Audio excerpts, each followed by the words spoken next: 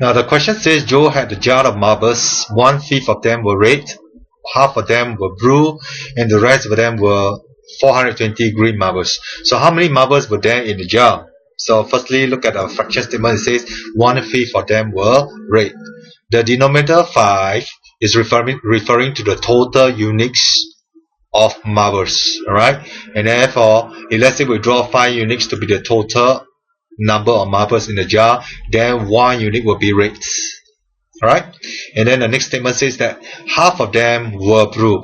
This them refers to the total number of marbles, so we want 2 parts of them to be blue, or to be the total. And out of these 2 parts, 1 part is blue. So we redraw the model to be 2 parts, and out of which 2 parts, this 1 part belongs to the blue marbles. So comparing the entire models, we know that the difference here, the balance, is the green marbles, 420 of green marbles, as given by the questions. Alright, so now we have units and then we have parts. Over here, if we look at the compare the 2 models, we know that 5 units is equivalent to 2 parts. Alright, and the LCM, or lowest common multiples, of 5 and 2 is 10. Therefore, we are going to cut each unit into 2 blocks and each part into 5 blocks, so that the 2 model will look the same.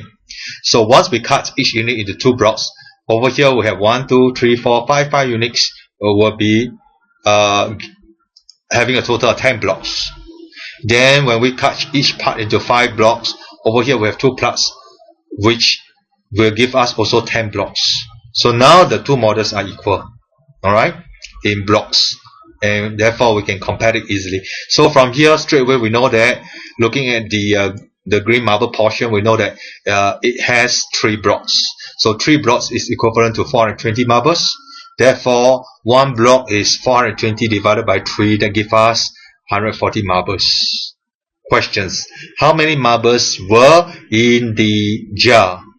So we know that the total is 10 blocks. So we take 10 multiplied by 140, and that gives us 1,400. And therefore, there are 1,400 marbles in the jar. Thank you for using Playmaths.com.